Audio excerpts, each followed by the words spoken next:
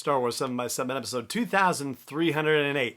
Well, it seems the planet Nevarro has a long and difficult history with the Empire, and we're going to learn more about that today. Nevarro, of course, is the home of the Bounty Hunters Guild and where the Mandalorian's base of operations previously was before everything went down toward the end of the season. Punch it.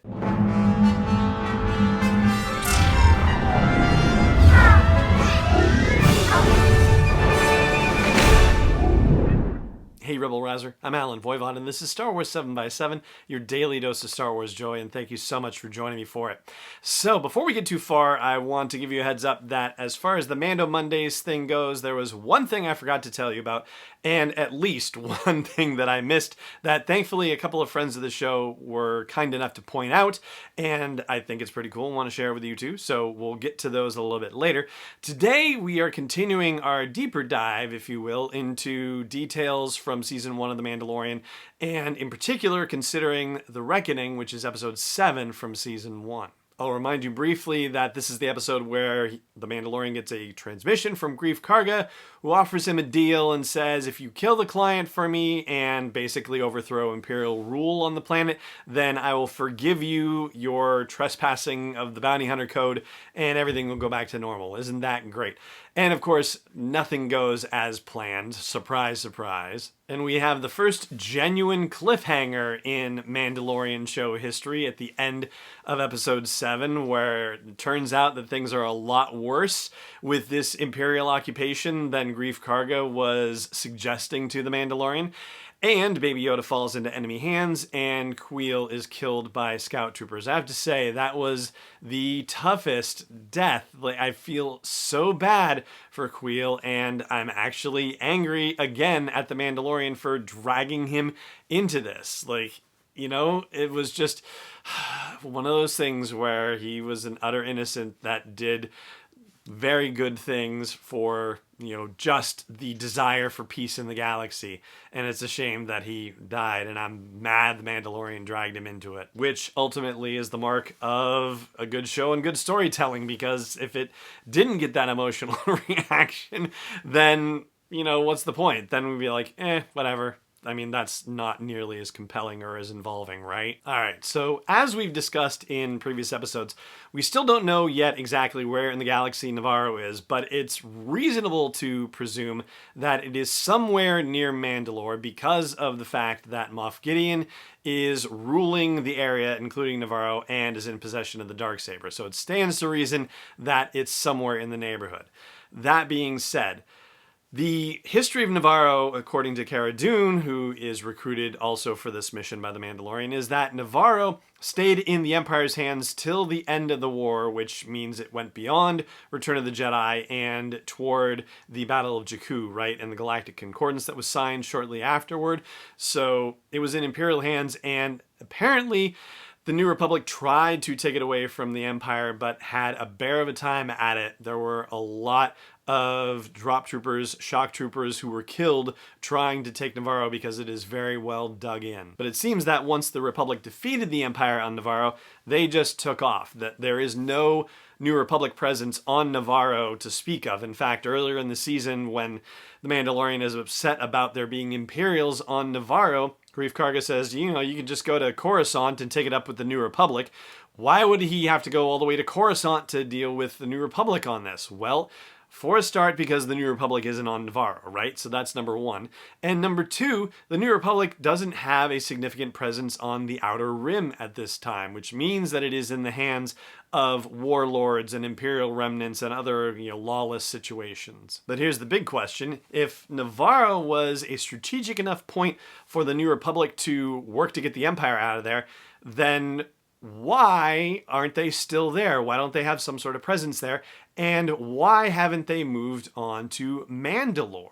I mean, certainly the Mandalorians have a history of siding with some pretty bad folks, whether it was the Separatists or the Shadow Collective or the Empire. And yeah, maybe they didn't side with them, right? But they were certainly associated with them, and there were a lot of Mandalorians who were working with the Empire, not opposing them.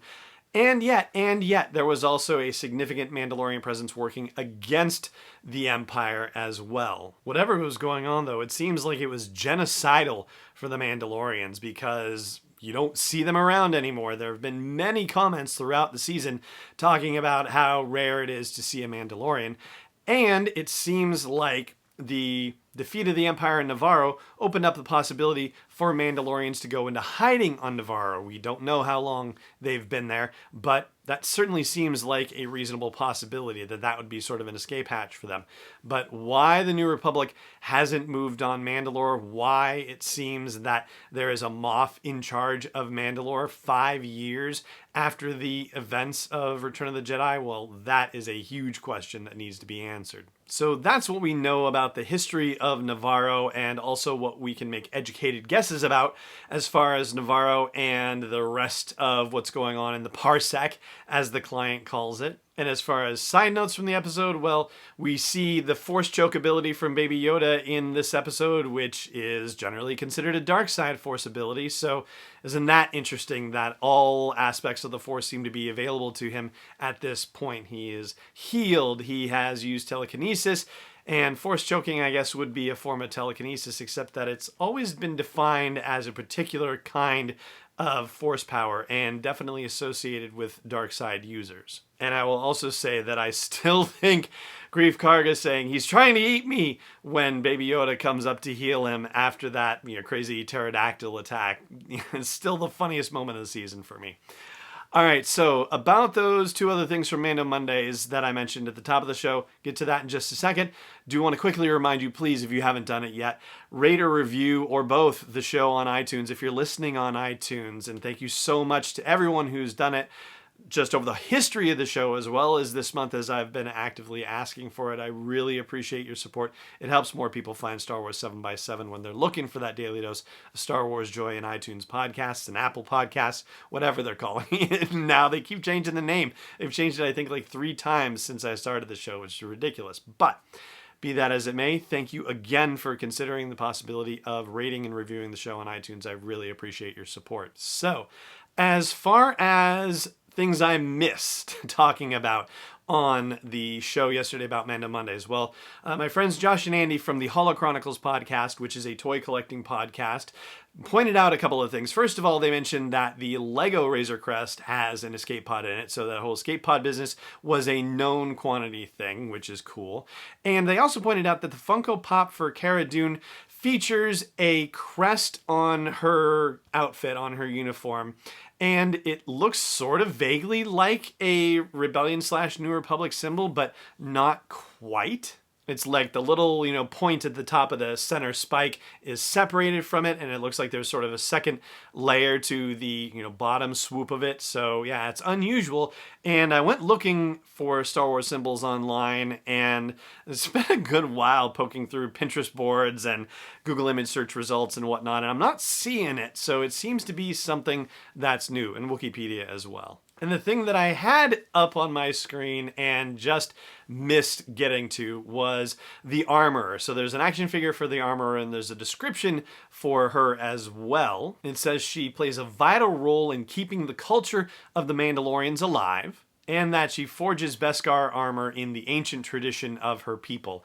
And that's kind of referred to as well in Episode 7 in Reckoning, when Werner Herzog, the client, sees the Mandalorian being brought in, quote-unquote captured, and admires the handiwork with his new armor, the new to him armor, right? And is actually kind of lovingly stroking it, lovingly strokes the helmet.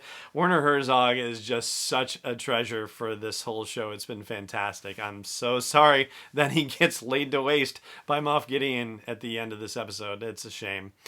All right, so that is going to do it with our deeper dive into Episode 7 from Season 1, The Reckoning, and that is going to do it for this episode of the show here as well. Thank you so much for joining me for it as always, and may the Force be with you wherever in the world you may be. Star Wars 7x7 is not endorsed or sponsored yet by Lucasfilm Limited, Disney, or 20th Century Fox, and is intended for entertainment and information purposes only. Star Wars, the Star Wars logo, all names and pictures of Star Wars characters, vehicles, and any other Star Wars-related items are registered trademarks and/or copyrights of Lucasfilm Limited or their respective trademark and copyright holders. May the Force be with them. All original content is copyright 2020 by Star Wars 7x7. We hope you love it.